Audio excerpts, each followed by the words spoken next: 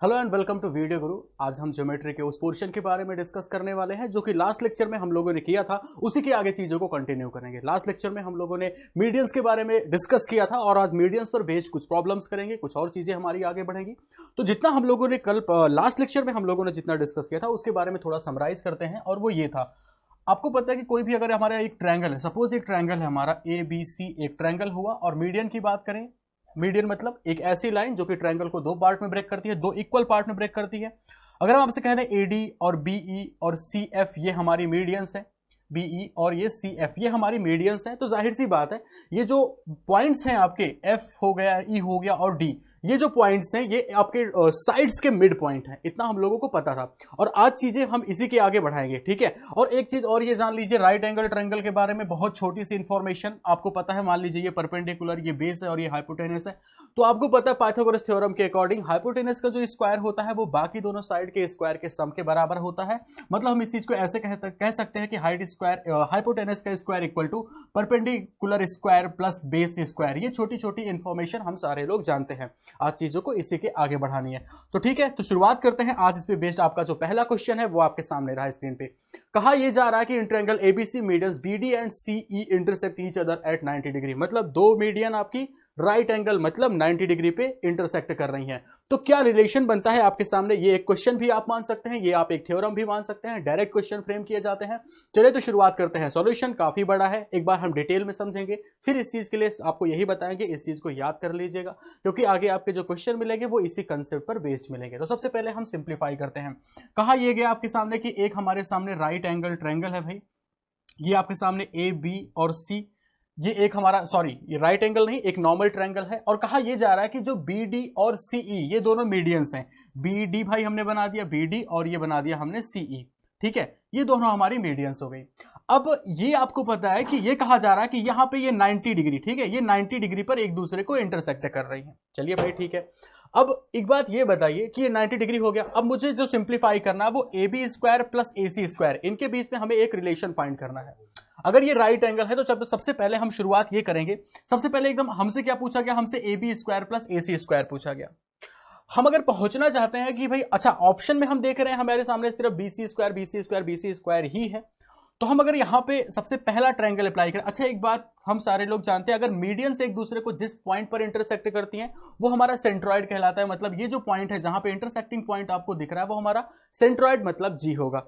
अब अगर यहां पे अप्लाई करें तो जो पहला रिलेशन बन रहा है, अगर हम BC स्क्वायर इक्वल टू लिख देते हैं, सपोज हमने लिखा BC स्क्वायर, तो BC स्क्वायर इक्वल टू, भाई सीधी सी बात है ये हमारा एक राइट एंगल ट्रायंगल बन रहा है, BGC हमारा एक राइट एंगल ट्रायंगल है, तो BC स्क्वायर लिखेंगे, जाहिर सी बात है ये हमारी BC स्क्वायर मतलब ये हमारी हाइपोटेनस हो जाएगी, बाकी दोनों साइड के स्क्वायर के सम के बराबर। तो आप इस चीज को लिख सकते हैं कि BG स्क्वायर, ठीक है, और plus GC square, BG square plus GC square, ये आपको दिख गया।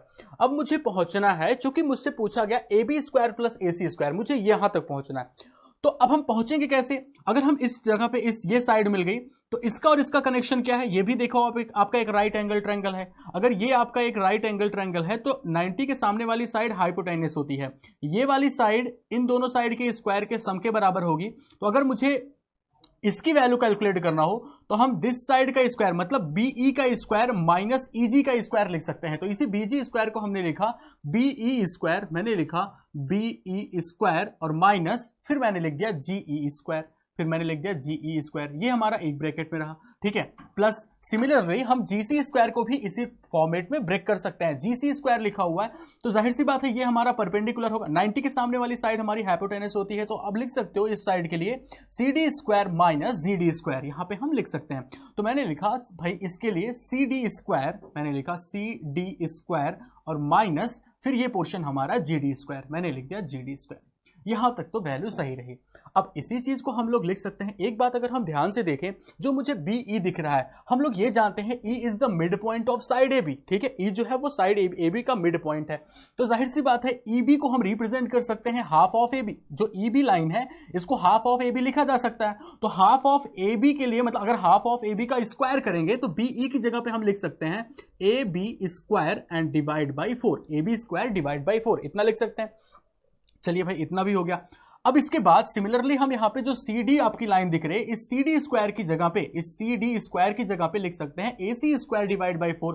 तो इस CD को भी इसके साथ ही रखते हैं और लिख सकते हैं हम लोग AC स्क्वायर और डिवाइड बाई 4 के बराबर, ठीक है। और माइनस मैंने जब कॉमन लिया तो मुझे मिल गया GE स्क्वायर, यहाँ पे मिल गया GE स्क्वायर और प्लस GD स्क्वायर, ठीक है, GD स्क्वायर, ये इतना पोर्शन हमें मिल गया, GE square plus GD square. अब मुझे जो सिंप्लीफाई करना है, यहाँ पे अगर देखें तो हम इस चीज को लिख सकते हैं AB square plus AC square and divide by 4, इतना तो लिख ही सकते हैं।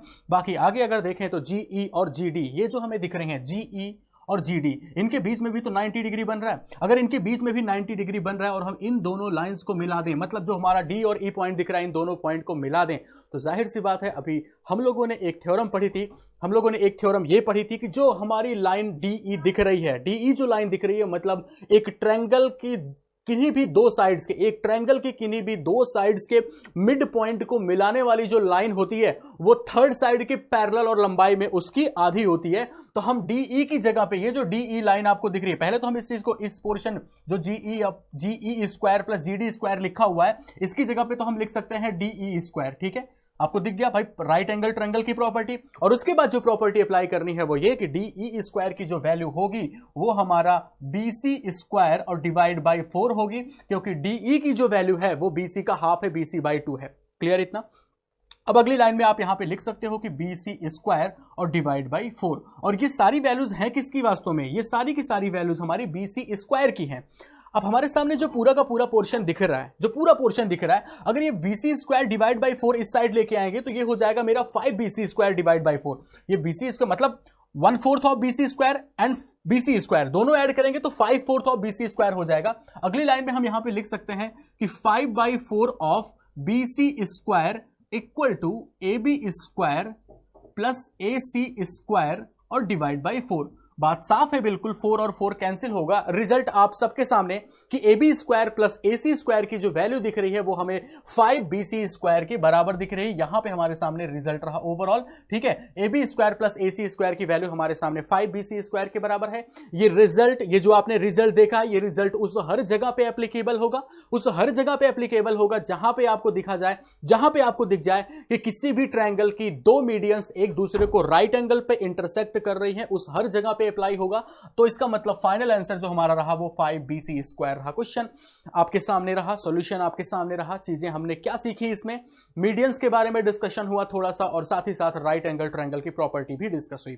चीजों को और आगे बढ़ाते हैं, कुछ और बातें जो हमें ट्रायंगल में पढ़नी है। ट्रायंगल आपका ज्योमेट्री के पॉइंट ऑफ व्यू से काफी बड़ा टॉपिक होता है। तो आपके सामने यहां पे हम एरिया डिस्ट्रीब्यूशन की बात करने चल रहे हैं। एरिया हमारा किस तरीके से डिस्ट्रीब्यूट होता है, पहला पॉइंट जो है वो जरा समझेंगे। और सबसे अहम पॉइंट, ठीक है, वो ये है, किसी भी ट्रायंगल में मान लीजिए सपोज यहां पे हमने लिख दिया A, B और C, ये हमारा एक नॉर्मल एक ट्रायंगल है। हमने कहा एक पॉइंट आपका D पड़ा हुआ है, ऐसे किसी भी साइड पे वो पॉइंट है। आपको इतना पता है कि ये जो D पॉइंट है वो पूरी लाइन BC को P और Q के रेशियो में ब्रेक करता है। नंबर है कोई, PQ मान लो, MN मान लो, कोई दिक्कत नहीं है। अब एक बात ये ध्यान रखना कि ये जो D पॉइंट पूरी लाइन BC को P और Q के रेशियो में ब्रेक कर रहा था, अगर आप वर्टेक्स से इस पॉइंट D को मिलाते हैं, अगर आप वर्टेक्स से इस पॉइंट D को मिलाते हैं, तो जो दो ट्रायंगल फॉर्म हो रहे हैं, इन दोनों ट्रायंगल का एरिया भी हमारा P और Q के रेशियो में ही ब्रेक होगा। ये बिल्कुल फैक्ट है, ठीक है। इस बात को आपको नोट करना। ये पॉइंट तो हो गया भाई, ठीक है, कि जिस पॉइंट पे ये आपका इंटरसेक्ट, मतलब कोई पॉइंट है वो लाइन को जिस पार्ट में ब्रेक कर रहा है, उस हिसाब से जिस रेशियो में है वो उसी रेशियो में एरिया भी ब्रेक होगा।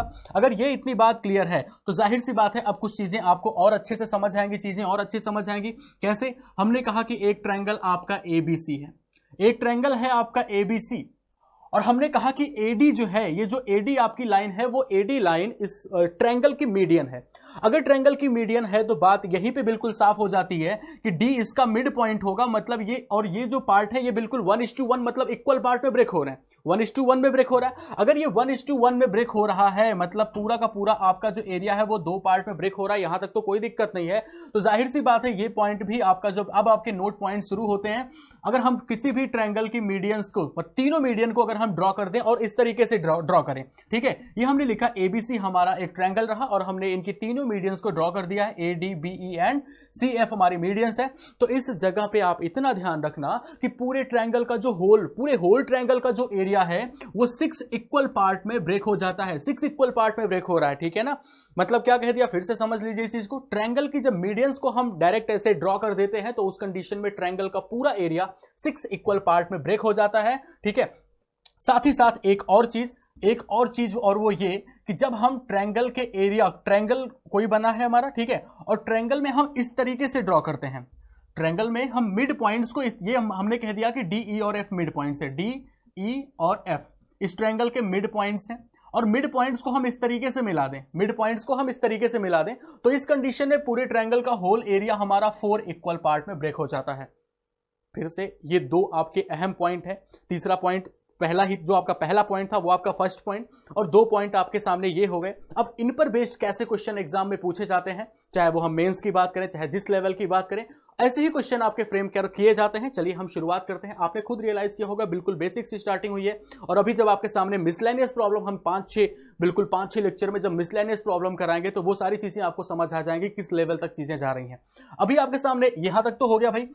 अब हम यहां पे इस पे बेस्ड क्वेश्चन करते हैं। जो आपके सामने पहला क्वेश्चन लिखा हुआ, कहा गया in triangle ABC AD B and C F are medians, G is centroid, then calculate the value of area of triangle ABC and ratio of, आपको किससे रेशियो लेना है, ट्रायंगल ऑफ जीईएफ के एरिया से। तो चलिए सबसे पहले हम ट्रायंगल एक बनाते हैं। आपको पता है कि ये हमारा एक ट्रायंगल है एबीसी, ठीक है। आप इतना ध्यान रखो, हम आपके सामने क्वेश्चन में फिगर ड्रॉ कम कर रहे हैं। रीजन ये कि क्वेश्चन आज के ट्रेंडिंग की अगर बात करें जो अभी चल रहा है, उसमें जो क्वेश्चन पूछे जा रहे हैं उसमें फिगर बनाया नहीं जा रहा है। क्वेश्चन में लैंग्वेज लिखी जाती है, फिगर आपको खुद ड्रॉ करना होता है। तो पहले तो यही समझना है कि क्वेश्चन से फिगर कैसे ड्रॉ करें। जैसे आपके सामने लिखा है ट्रायंगल एबीसी, आपका एक ट्रायंगल एबीसी हुआ, कहा गया कि AD BE and CF are medians, जाहिर सी बात है आप मिड पॉइंट तक लेके जाओगे, एडी बीई और सीएफ हो गया भाई, नाम रखना है, एडी आपने रख दिया, बीई रख दिया और सीएफ रख दिया। जी इज सेंट्रॉइड, ये भी बोला गया सेंट्रॉइड, हम सभी जानते हैं कि जहां मीडियंस इंटरसेक्ट करेंगी वही हमारा सेंट्रॉइड होगा, हो गया सेंट्रॉइड। अब आपसे जो पूछा जा रहा है एरिया, एबीसी का पूरा एरिया और साथ ही साथ जीईएफ का एरिया, मतलब ये जो आपको बीच में ट्रायंगल दिख रहा है इससे मुझे एरिया कैलकुलेट करना है, छोटे वाले ट्रायंगल से पूरे बड़े वाले ट्रायंगल का एरिया। जब बात आई रेशियो की तो हम सभी जानते हैं न्यूमेरिकल वैल्यूज मतलब कांस्टेंट वैल्यूज का कोई रोल नहीं होता। तो कांस्टेंट वैल्यूज को हम अपनी कैलकुलेशन को फास्ट करने के लिए कांस्टेंट वैल्यूज को खुद एज्यूम करते हैं। आपको भी एज्यूम करना है, आपको ऐसे फ्रैक्शंस में नहीं लिखना कि टोटल एरिया 1 है तो 1/6 1/4 ना, आपको टोटल इंटीजर नंबर मानना है। अब आप खुद बताओ, आपको पता है 2 फिगर यहां पे बना रहे हैं, चीजें समझ में आपको बेहतर आए। मैंने एक फिगर ये बनाया और एक फिगर ये बनाया। आप सबको पता है कि जब हम ट्रायंगल के मिड पॉइंट्स, ट्रायंगल की जो साइड्स हैं इनके मिड पॉइंट्स को जब इस तरीके से मिलाते हैं तो पूरा एरिया हमारा 4 इक्वल पार्ट में ब्रेक हो जाता है, ठीक है। तो अगर हम पूरे ट्रायंगल का एरिया 4 यूनिट माने, पूरे ट्रायंगल का एरिया अगर हम 4 यूनिट माने तो आपके अगर इन पॉइंट्स को हम जैसे यहां पे नाम भी लिख दे रहे हैं, ए बी सी हुआ और ये हमारा डी ई और एफ हुआ। हम आपसे पूछे बताइए कि आप बताओ कि पूरे ट्रायंगल ए एफ ई का एरिया कितना है, तो आप कह दोगे भाई 1 है। कब बोलोगे 1? जब पूरे ट्रायंगल का एरिया 4 होगा, वरना अगर पूरे ट्रायंगल का एरिया 1 का होगे तो इसको 1/4 करना पड़ेगा, कैलकुलेशन प्रॉब्लम होगी। हम अगर मीडियंस को इस तरीके से मिला दें, अभी हम लोगों ने पढ़ा, हम अगर मीडियंस को इस तरीके से मिला दें तो पूरे ट्रायंगल का एरिया जो है हमारा वो 6 इक्वल पार्ट में ब्रेक हो जाता है, ठीक है, 6 इक्वल पार्ट में। अब जाहिर सी बात है ये दोनों का कॉम्बिनेशन आपको इस फिगर में दे दिया गया। तो अब बताओ अगर दोनों का कॉम्बिनेशन दिया गया है तो हम क्या करेंगे, दोनों जो आपको नंबर दिख रहे हैं 6 और 4 इनका एलसीएम ही एज्यूम कर लेते हैं। हमने कहा let the area of triangle, हमने ट्रायंगल एबीसी का जो एरिया माना उसको हमने मान लिया 12 यूनिट के बराबर। अब अगर पूरे ट्रायंगल एबीसी का एरिया हमारा 12 यूनिट है तो एक एक चीजें हमें बताते जाएं आप। जैसे पहली चीज तो ये कि अगर पूरे ट्रायंगल का एरिया 12 यूनिट है, 12 यूनिट, ठीक है, तो बताइए ये जो पार्ट आपको दिख रहे हैं ये कितने कितने हो गए। अगर पूरा हमारा 12 होता तो भाई ये पूरे 4 हिस्सों में बट रहा है, इसका मतलब ये एरिया हमारा कितना हो जाता, आप कहोगे ये एरिया हमारा 3 यूनिट हो जाता, ठीक है, सारे के सारे एरिया 3 हो जाते, बिल्कुल सही बात। अच्छा एक चीज और, अगर हम यहां पे कह दें कि ये पूरे ट्रायंगल का एरिया 12 यूनिट है, 12 यूनिट है भाई, ठीक है, तो बताइए इस जगह पे जो आपको दिख रहा है, ये जो आपको पोर्शन दिख रहे हैं, ये एरिया कितने कितने हो गए, तो आप कहोगे 2 हो जाएगा। ये भी बात बिल्कुल सही है, ठीक है।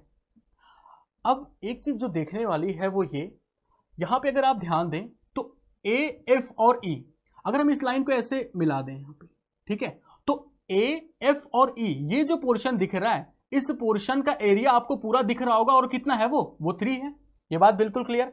और अगर इस पॉइंट को हम जी कह दें तो ये ए एफ जी ई जो आपको ये क्वाड्रिलेटरल दिख रहा है, इस पूरे पोर्शन का एरिया आपको कितना दिख रहा है, तो कहोगे 4। अब ये भी हमने देखा, ये पूरा पोर्शन का जो एरिया है ए एफ ई वो कितना दिख रहा है आपको, 4 दिख रहा है, जबकि यहां पे जो ए एफ ई का एरिया है वो आपको 3 दिख रहा है। तो जाहिर सी बात है बीच में जो आपको ये रिमेनिंग पोर्शन दिख रहा है, इस पोर्शन का एरिया हमारा कितना होगा, 1 यूनिट होगा। मतलब यहां पे कह सकते हैं कि जो जी ई एफ का एरिया है, ट्रायंगल जी ई एफ का एरिया वो 4 - 3 मतलब कितना हो गया, 1। बात क्लियर है, 4 - 3 1। ठीक है, तो इन दो फिगर के माध्यम से आपके सामने चीजों को डिस्कस किया। अब बताइए अगर पूरा का पूरा एरिया, पूरे जीईएफ का एरिया हमारा 1 है और ट्रायंगल एबीसी का एरिया हमारा 12 है, तो भाई आप खुद बताइए कि रेशियो कितना बन रहा है, रेशियो कितना बन रहा है, तो आप सीधा सीधा कहोगे 1:12 का रेशियो बन रहा है। बात क्लियर हो गई, ठीक है, 1:12 का रेशियो हमारा बन गया।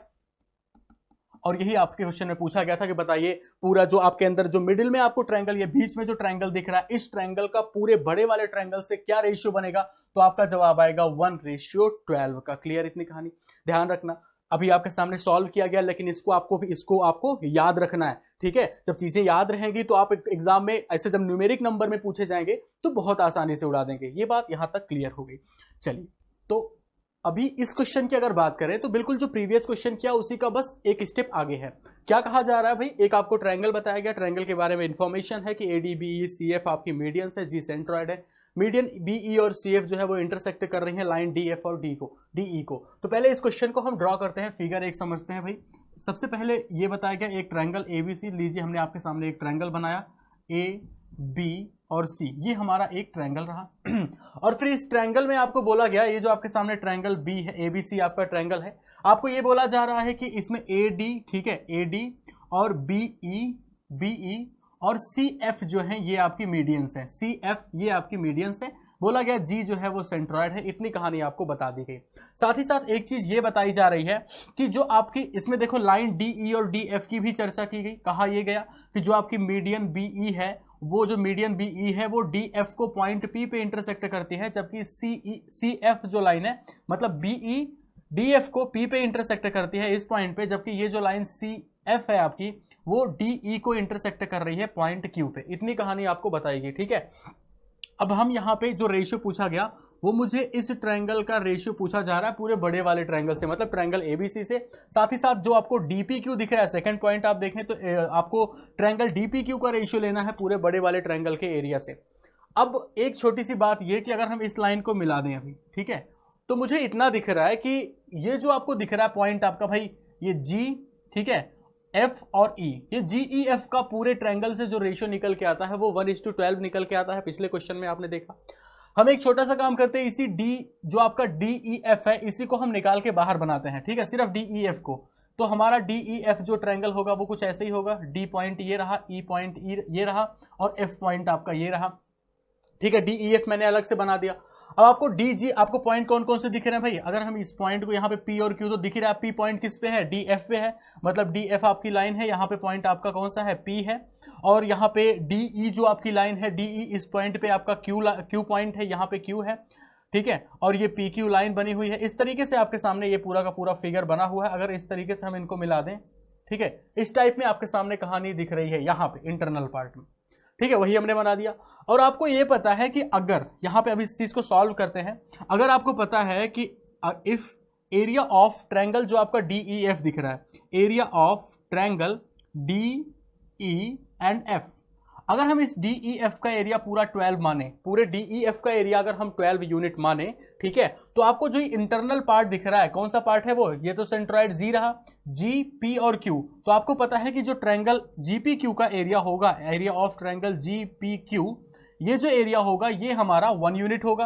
अभी पिछले क्वेश्चन में ही हमने इस चीज को भाई पूरा का पूरा प्रूव किया किस तरीके से 1:12 का रेशियो बनता है, ठीक है, तो ये पता चल गया। अच्छा एक बात बताओ, अगर ये पूरा हमारा 1 होता है, ठीक है, ये पूरा हमारा ये जो पार्ट है इंटरनल, ये अगर हमारा 1 होता है तो ये हमारा ऊपर वाला पार्ट कितना होता है, 3 होता है। प्रीवियस क्वेश्चन में हम लोगों ने देखा था, ठीक है ना। ऊपर वाला पार्ट से मेरा मतलब ये ऊपर से DPQ का एरिया हमारा कितना होगा, 3 होगा, और ये जो हमारा GPQ का एरिया है वो हमारा 1 होगा। ये कब होगा, जब आप मानेंगे पूरे ट्रायंगल DEF का एरिया कितना है, 12 है, ठीक है। अब जो मुद्दे वाली बात है वो ये कि अगर एक पार्ट, इस पूरे पार्ट का एरिया अगर आपने 12 मान लिया, तो आप खुद रियलाइज करिए इसके जैसे कितने ट्रायंगल बन रहे हैं इसमें, तो आप कहोगे इसके जैसे इसमें 4 ट्रायंगल बन रहे हैं। ठीक है, इसका मतलब इस पूरे बड़े वाले ट्रायंगल का ABC का एरिया कितना होगा, तो आप यहां पे लिख सकते हो कि जो एरिया ऑफ ABC होगा ये हमारा कितना होगा भाई, आप कहोगे 4 मल्टीप्लाइड बाई 12, मतलब कितना हो जाएगा, ये होगा हमारा 48। ठीक है, जो पूरा हमारे ABC का एरिया होगा वो कितना हो जाएगा, 48 हो जाएगा। तो जो हमारा पहला आंसर निकल के आया, area of triangle GPQ ratio area of triangle ABC, आपने GPQ का एरिया निकाला 1 यूनिट, ABC का एरिया आपने निकाला 48, तो आप कह सकते हैं यहां पे जो आंसर आया है वो 1:48 के बराबर रहा। अगर बात की जाए सेकंड पॉइंट जो है हमारा एरिया ऑफ ट्रायंगल DPQ का एरिया पूरे ABC के एरिया से अगर हम रेशियो लें तो ये आपको मिल जाएगा 3:48 के बराबर, मतलब ये आपका आंसर आ गया 1:16 के बराबर। तो ये आपके 2 पॉइंट रहे, 2 क्वेश्चन आपने किया, ये 2 पॉइंट भी आप इसको माने, इनको आपको याद रखना होगा ताकि आगे जब न्यूमेरिकल वैल्यूज में ये क्वेश्चंस मिले आपको तो आप आसानी से उनको सॉल्व कर सकें। ये आपके सामने 2 पॉइंट आपके सामने हमने डिस्कस कर दिए। चलिए नेक्स्ट पॉइंट पे मूव करते हैं, देखते हैं हमारा नेक्स्ट पॉइंट क्या है। अब आपको यहां पे जो डिस्कशन करना है, ठीक है, अगर हम यहां पे बात करें जैसे कि यहां पे, हाँ, तो अभी आपको ये करना है जैसे कि एरिया के ही बारे में बात कर रहे हैं। एक जो सबसे इंपॉर्टेंट पॉइंट आपको बताने वाले हैं वो ये है, सपोज आपसे कभी भी, ये काफी इंपॉर्टेंट पॉइंट है, आपका ध्यान रखिएगा, अगर कभी भी आपको एक पैरेललोग्राम दिया जाता है, ये आपको पैरेललोग्राम दिख रहा है ABCD हमने बना दिया एक पैरेललोग्राम, काफी इंपॉर्टेंट पॉइंट है, कई जगह पे आपको देखने को मिलेगा। और हमने यहां पे क्या किया कि हम कह रहे हैं कि ABCD आपका एक पैरेललोग्राम है और P और Q जो है ये इसके मिड पॉइंट है। किसके भाई, P जो है वो AB का मिड पॉइंट है और Q जो है वो पूरे BC का मिड पॉइंट है। इसको हमने क्या कर दिया, पूरा मिला दिया। मतलब ओवरऑल फिर से इसको समराइज करते हैं, ABCD हमारा एक पैरेललोग्राम है, P और Q जो है वो साइड्स के मिड पॉइंट है। जब इस टाइप में आपके सामने फ्रेमिंग होगी तो आप ध्यान रखिएगा पूरे के पूरे जो आपके सामने ये पैरेललोग्राम दिख रहा है इसका एरिया किस टाइप में डिस्ट्रीब्यूट होता है। डेरिवेशन की कोई आवश्यकता नहीं है, डेरिवेशन की कोई जरूरत नहीं है, ठीक है, और बड़ा नॉर्मल सा डेरिवेशन होता है, उसकी जरूरत नहीं है, हमें जितना निचोड़ इससे लेना है उसकी बात करते हैं। जो पूरा का पूरा अगर ABCD का एरिया, ठीक है, नोट पॉइंट है आपका, ध्यान रखिएगा इसको अच्छे से, इस पे बेस्ड क्वेश्चन कैसे फ्रेम होते हैं उसको हम दिखाते हैं आपको। इतना ध्यान रखिएगा कि अगर ABCD का area, if area of ABCD, ये अगर आपको पूरा का पूरा 8 बताया जाए, अगर आपको ABCD का एरिया 8 बताया गया तो ऐसी कंडीशन में, इस स्थिति में जो एरिया का डिस्ट्रीब्यूशन होता है वो ध्यान रखना कि सबसे, अगर ये देखो सबसे पहले बीच वाला एरिया तो 3 यूनिट होगा, ठीक है, सबसे पहले बीच वाला एरिया बता दिया। अब देखो अगर आपको एक पूरी बड़ी वाली साइड और एक आधी साइड मिल रही है तो वहां पे लिखना आप कितना, 2। ये याद रखने का तरीका बता रहे हैं। अगर आपको दिख रहा है एक बड़ी वाली साइड और एक आधी साइड तो यहां पे एरिया कितना हो गया, 2। और अगर दोनों आधी आधी वाली साइड हैं तो फिर उसका एरिया कितना होगा, 1 के बराबर। ये आपका इंपॉर्टेंट पॉइंट है, इसको याद रखेगा क्योंकि आपको कई जगह पे ये क्वेश्चन देखने को मिलेगा, ठीक है। हमारा पूरे ज्योमेट्री में टारगेट यही होता है कि किस तरीके से हम क्वेश्चन को सॉल्व कर सकें। हमारा ये टारगेट नहीं होता कि किस तरीके से हम प्रॉपर्टीज रट सकें।